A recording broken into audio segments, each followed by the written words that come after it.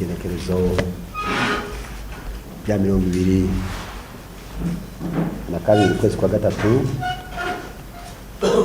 umwaka w'2024 ishamwe ry'umupira w'amaboko basketball riramutse ritunganya ikiganiro ku banditsi n'abamenyeshamakuru basanzwe bakorera mu bisata bitandukanye by'inkino c'amashirahamwe na cyane harimo na basketball mu Burundi. Kubyo rero turabahaye kaze kandi turabashimiye kubona mwatwitabye rwego rungana gutyo mwakoze. Ishami ry'umupira w'amaboko basketball ryashimishwa naho urukino rwa basketball rusanzwe rugeze mu Burundi kuko yabaye urugendo rwatanguranye ibisho twita connaissance du basketball. Twatanguye itariki itariki 21 z'ukwezi k'umunani si j'ai bonne mémoire muri 2021 aho tumaze gutorwa twemereye abakunzi ba basketball ko tugiye kuzana icyo twita connaissance du basketball. Ubwo rugendo turumaze nk'imyaka aho dutanguye tutari dusanzwe dufise amategeko agenga basketball ibyo no kwita statut kuko mu byo badushikirije nta byari bisanzwe bihari, tukaba twarihutiye cyane gusha amategeko gushikana bugingo n'ubu agira inyanyurwa uhereye kuri statut ukagenda règlement d'ordre intérieur wanagomba no mu byo twakoze muri assemblée générale canke n'ibyakozwe n'abahinga bari baje kugira isuzuma rya fédération basanze amategeko atarashika ahahura neza.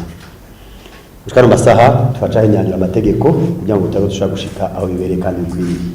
Kigira kabiri twari kwihutira ikintu bita archivage des documents basketball isanzwe ifise ibibazo très profonde. Ndashaka gutanga akarorero aho ubushikiranganji bigaragaza ko bwemereye basketball mu 2004 ko yokora ku mugaragaro nka federation, ariko kandi ubushikiranganji bukaba bwarasabye kwinjira muri FIBA 1990 aho amanaratewe iteka ryo kugenda gutora certificat itwemera ko twemerewe.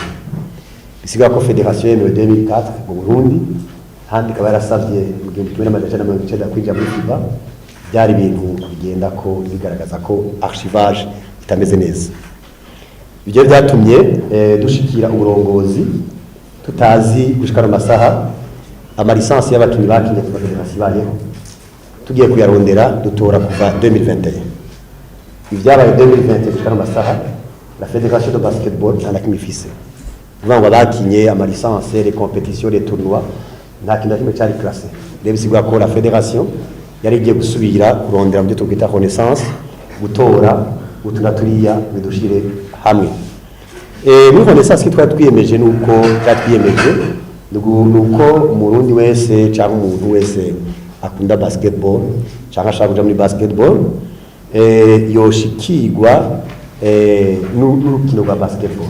Cyo gutuma mubona twarondera dushigikira dushikaho dushobora gushika twashafise ama challenge ivyo ubwo twaragerageje gushikiriza basketball umuntu wese ashobora kuba yifuza gukina basketball.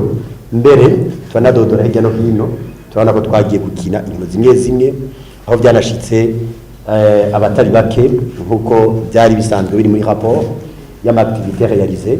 Usanga aba coach bashaka kugenda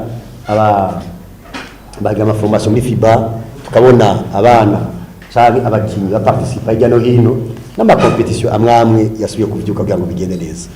Rero kuno munsi kuri hejuru twagomba duhe kaze abamenyesha makuru namwebwe muri nga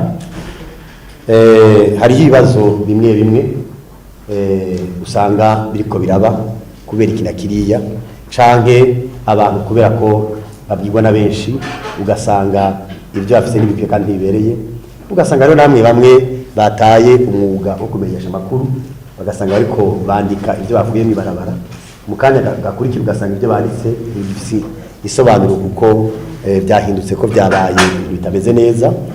Twagomba tubaye kaze basketball si kwacu twenyene, basketball ni y'abarundi kazi ni umuntu wese yifuza kugira icyo ashikirije.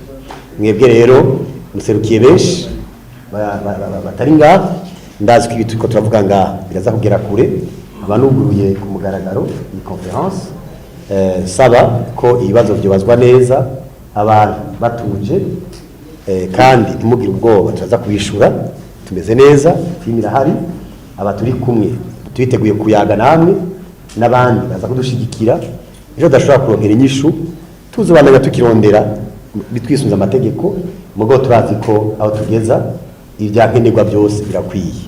Rero mwebwe mwampaye umwanya nagomba nugure ku mugaragaro iki gikorwa kigende neza kandi Imana ikibemwo. Murakoze cyane.